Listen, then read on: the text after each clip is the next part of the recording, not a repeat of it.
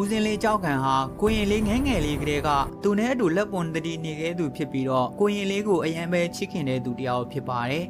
အခုတော့ကိုရင်လေးအခုလိုတေခြင်းမလားတေရတာကိုတွေ့တော့ဒေါသစိတ်တွေဖြစ်ပေါ်လာပြီးစိတ်ကိုမထိန်ချုပ်နိုင်တော့ပဲကိုရင်လေးကိုလောက်တဲ့သူကိုကလဲစားရှိဖို့ဒေါသကြီးစွာအော်ပြောလိုက်ပါတယ်ပြီးတော့ယုံညံ့တဲ့ဒီအောက်လန်ဆရာကြီးကိုဘတော်မှတီးမခံတော့ဘူးဆိုပြီးတော့လဲကျေလောင်စွာအော်ပြောရင်းမျက်ရည်အပြည့်နဲ့ရှိုက်ကြီးတဲ့ငင်ကိုကြွေးရင်ငါမင်းကိုတွေးအောင်ရှာမယ်ငါမင်းကိုတစားစီကြောင်လုံးပြမယ်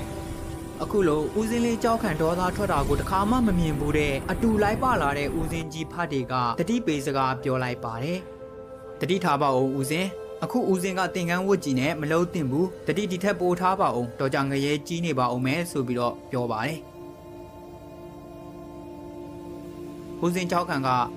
တပြေတော့ဆုံးဖြတ်ပြီးဒီအောက်လန်ဆရာကိုဒီအတိုင်းလွတ်ထားရင်အပြစ်မရှိတဲ့သူတွေထပ်ပြီးတော့ဘာဖြစ်အောင်မလဲဆိုတာမသိဘူးသူ့ကိုရက်တန့်ပေးမဲ့သူဘယ်သူမှမရှိဘူးတပြေတော်ကမှငရဲကိုမစင်ဘယ်သူကဆင်ပါလဲဦးစင်းကြောက်ခံပြောလို့ပြီးမှဦးစင်းကြီးဖတ်တွေကဦးစင်းလေးဟာဒီအောက်လန်ဆရာကြီးကိုဘယ်လောက်ထိနာကြီးနေလဲဆိုတာကိုသိသွားပါတယ်ဘယ်လိုမှတားလို့မရတော့အဲ့ဒီနေရာမှာပဲဦးစင်းလေးကြောက်ခံကိုဦးစင်းအဖြစ်ကနေပြီးတော့ချွတ်စေပြီးကိုဘိုးဖြူပြောင်းဖို့ပေးလိုက်ရပါတယ်ကြောက်ခံဟာသူ့ကိုအမြဲသွန်သင်ဆုံးမလမ်းပြပေးခဲ့တဲ့ဝါတော်ကြီးဦးချင်းကိုဦးချကတော့နှုတ်ဆက်ပြီးတာနဲ့ဘုံကြီးကျောင်းကိုပြန်သွားပြီးဘုံကြီးအားကိုပါနှုတ်ဆက်ပြီးတော့အောက်လန်ဆရာကြီးဝေတွန်ကိုတွားရောက်တိုက်ခိုက်ဖို့ထွက်လာခဲ့ပါတယ်။ကြောက်ခံဟာဦးစင်းပွားမှာကလေးကစာပေပညာတွေကိုလေ့လာသင်ယူခဲ့ပြီးတဲ့အပြင်တခြားသောဂမ်ဘီယာအတတ်ပညာတွေနဲ့အထက်လန်ပညာအောက်လန်ပညာတွေကိုပါမကြမ်းနယ်လှည့်ပြီးတော့လေ့လာသင်ယူထားခဲ့သူလည်းဖြစ်ပါတယ်။ကြောက်ခံဟာအထက်လန်ပညာအောက်လန်ပညာတွေကိုအတော်လေးတက်ကြွထားပေမဲ့ပညာတွေကိုတစ်ခါမှမထုတ်သုံးဘူးသေးပဲဒီတစ်ချိန်မှာတော့အစွမ်းကုန်ထုတ်သုံးရဘူးသိကြနေပါတယ်။ကိုရင်လေးတည်ဆုံသွားတဲ့လေကွင်းတွေကသွေးစွန်းနေတဲ့နေရာကိုရောက်လာတော့ကြောက်ခံဟာဂါထာတစ်ပုဒ်ရွတ်ဖတ်လိုက်ပါတယ်။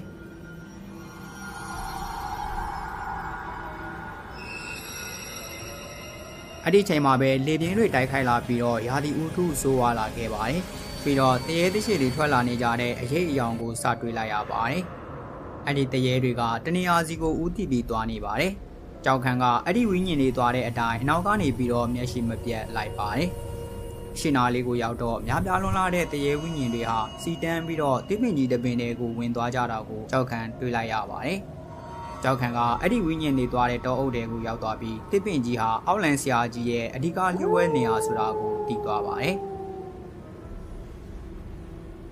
အောက်လန်ဆရာဝေရုံကလည်းသူ့ရဲ့လျှို့ဝှက်တဲ့နေရာကိုတစုံတယောက်သိသွားပြီးဆိုတာကိုသိတာနဲ့ဒေါသထွက်သွားပြီးတော့သူ့ရဲ့အစိမ်းတရေတွေကိုကြောက်ခံကိုတိုက်ခိုက်ဖို့အတွက်စေလွှတ်လိုက်ပါတယ်။